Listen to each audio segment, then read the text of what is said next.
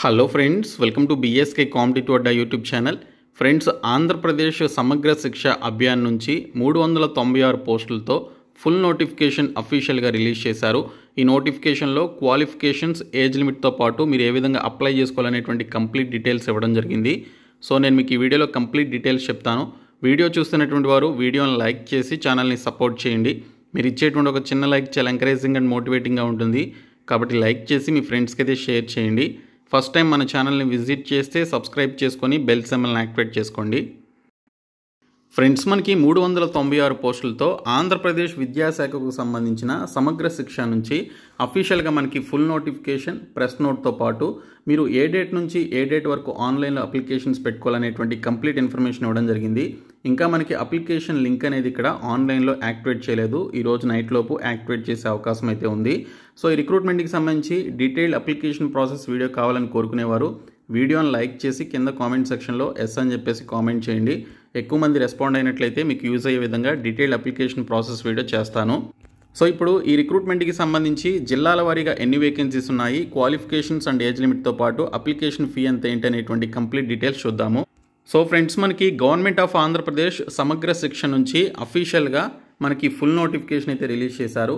396 inclusive education resource persons అనేటువంటి ఈ particular job రోల్స్కి సంబంధించి మనకి నోటిఫికేషన్ అయితే రిలీజ్ చేయడం జరిగింది. సో IERPS అని చెప్పేసి పిలుస్తారు. ఇన్క్లూజివ్ ఎడ్యుకేషన్ రిసోర్స్ పర్సన్స్ అనేటువంటి ఈ జాబ్ రోల్స్ని మనకి రిక్రూట్ చేయడానికి ఈ నోటిఫికేషన్ రిలీజ్ చేయడం జరిగింది. సో మీరు అఫీషియల్ వెబ్సైట్ APIE.APCFSS.in అనేటువంటి వెబ్సైట్లో ఇప్పుడు నేను ఏదైతే సైట్ చూపించానో ఆ వెబ్సైట్లో మీరు ఆన్లైన్లో అప్లికేషన్స్ అయితే పెట్టుకోవాలి. 100 రూపీస్ ఫీ పే చేయాల్సి ఉంటుందని ఇక్కడ మనకి ఫీ డీటెయిల్స్లో క్లియర్గా ఇచ్చారు. సో ఈ రిక్రూట్మెంట్కి సంబంధించి ఇంపార్టెంట్ డేట్స్ మనకి ఇక్కడ మెన్షన్ చేయడం జరిగింది. సో ఈ కంప్లీట్ షెడ్యూల్ చూస్తే మీరు ఏ తేదీన డ్యూటీలో ఉంటారనేది కూడా మీకు తెలుస్తుంది. సో ఇక్కడ చూసినట్లయితే మనకి పేపర్ నోటిఫికేషన్ వచ్చేసి సెప్టెంబర్ 2న రిలీజ్ చేశారు. సో దీనికి సంబంధించి ఆన్లైన్ అప్లికేషన్స్ మీరు సెప్టెంబర్ 4th నుంచి సెప్టెంబర్ 18th మధ్యన ఆన్లైన్ అప్లికేషన్స్ పెట్టుకోవాలి. ఇంకా generation of merit list by state office 1:5 రేషియోలో మనకి ఈ పర్టికులర్ మెరిట్ లిస్ట్ని ఎప్పుడు రిలీజ్ చేస్తారు అంటే 19th సెప్టెంబర్ నుంచి 22nd సెప్టెంబర్ మధ్యన రిలీజ్ చేయడం జరుగుతుంది. ఇంకా 1:5 రేషియోలో డిస్ట్రిక్ట్ వైజ్గా మనకి మెరిట్ లిస్ట్ని ఎప్పుడు సబ్మిట్ చేస్తారు అంటే 23rd సెప్టెంబర్న సబ్మిట్ చేయడం జరుగుతుంది.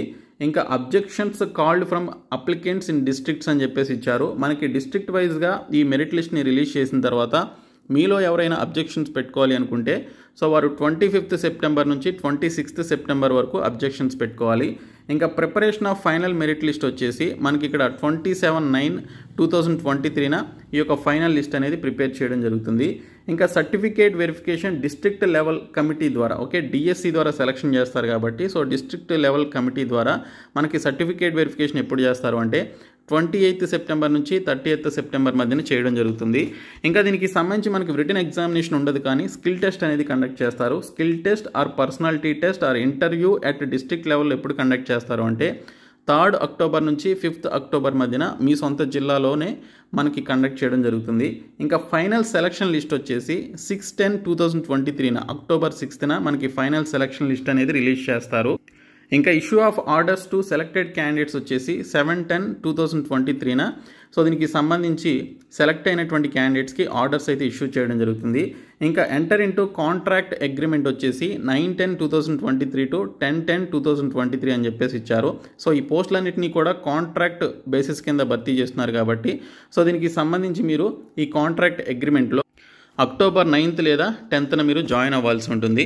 ఇంకా రిపోర్టింగ్ టు డ్యూటీ వచ్చేసి 11/10/2023 అని చెప్పేసి ఇచ్చారు. సో మీరు డ్యూటీలు ఎప్పుడు జాయిన్ అవ్వాలి అంటే అక్టోబర్ 11th జాయిన్ అవ్వాల్సి ఉంటుంది. సో ఇది మనకి కంప్లీట్ షెడ్యూల్ అనమాట.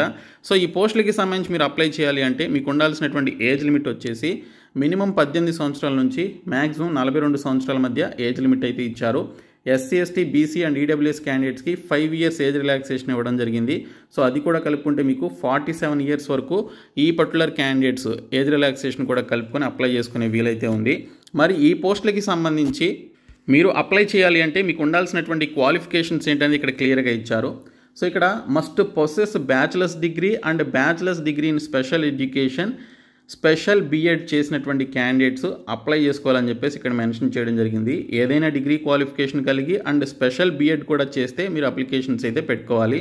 లేదా పైన చెప్పినటువంటి క్వాలిఫికేషన్ లేకపోతే మరొక క్వాలిఫికేషన్ కూడా ఇచ్చారు. Must possess a bachelor's degree and BEd general with 1 year diploma in special education అని మెన్షన్ చేయడం జరిగింది.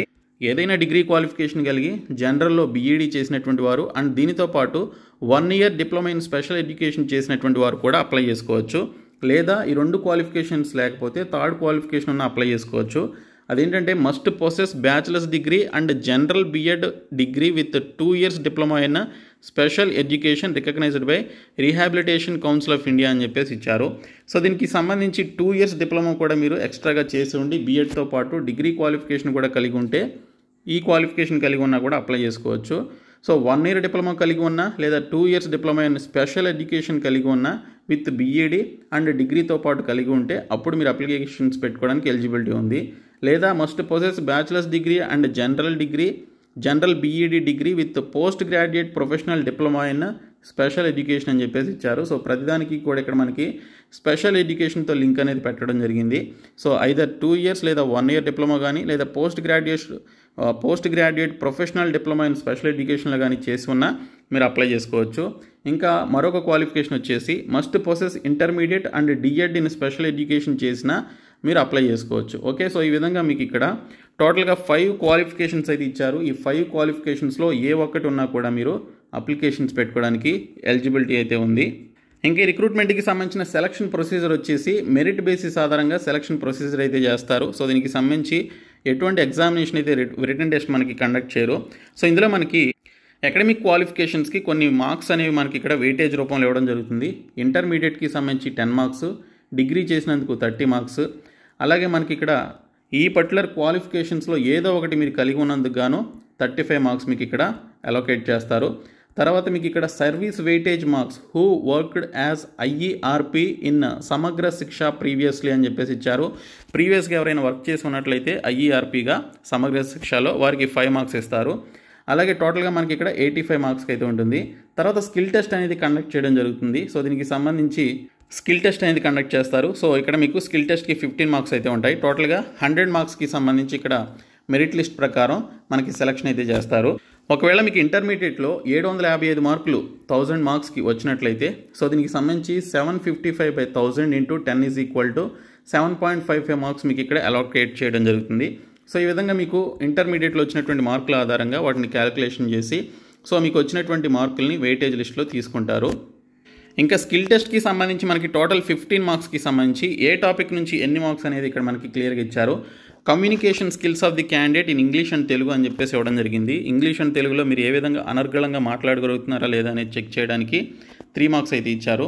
ఇంకా behavioural approach and confidence during the skill test అని చెప్పేసి ఇచ్చారు. దీనికి 3 marks ఉంటాయి. తర్వాత academic knowledge and command in special education ఏరియాస్కి సంబంధించి 3 marks అయితే ఇచ్చారు. ఇంకా understanding and awareness of recent హ్యాపెనింగ్స్కి సంబంధించి రీసెంట్గా జరిగిన కరెంట్ అఫైర్స్ లేదా కరెంట్ ఇష్యూస్కి సంబంధించి వాటి గురించి మీకు ఏ విధంగా అవగాహన ఉందనేది టెస్ట్ చేస్తారు. దీనికి 3 marks అయితే అలొకేట్ చేశారు. ఇంకా identification and screening of CWSN at field level acts అని చెప్పేసి ఇవ్వడం జరిగింది. సో దీనికి 3 marks అయితే అలొకేట్ చేశారు. టోటల్గా స్కిల్ టెస్ట్కి 15 marks అయితే మనకి ఇక్కడ పెట్టడం జరిగింది. ఇంకా మరి డిస్ట్రిక్ట్ వైజ్గా మనకి ఉన్నటువంటి వేకెన్సీస్ ఏంటనేది చూసుకున్నట్లయితే అనంతపురం డిస్ట్రిక్ట్కి 42 vacancies. సో ఇవన్నీ కూడా పాత 13 జిల్లాలు అనమాట. సో పాత 13 జిల్లాలకి సంబంధించి మనకి ఇక్కడ వేకెన్సీస్ అయితే ఇవ్వడం జరిగింది. చిత్తూరు 36, ఈస్ట్ గోదావరి 42, గుంటూరు 33, కడప 32, కృష్ణా 42, కర్నూలు 13, ప్రకాశం 25, నెల్లూరు 31, శ్రీకాకుళం 18, విశాఖపట్నం 37, విజయనగరం 14, అలాగే వెస్ట్ గోదావరికి సంబంధించి 31 vacancies ఉన్నాయి. మొత్తంగా 396 పోస్టులకి సంబంధించి మనకి ఇక్కడ ఈ రిక్రూట్మెంట్ అయితే రిలీజ్ చేయడం జరిగింది. ఇక్కడ మనకి డిస్ట్రిక్ట్ లెవెల్ కమిటీ ద్వారా మనకి రిక్రూట్మెంట్ అయితే చేస్తారు. జాయింట్ కలెక్టర్ చైర్మన్గా ఉంటారు, డిస్ట్రిక్ట్ ఎడ్యుకేషన్ ఆఫీసర్ మెంబర్గా ఉంటారు.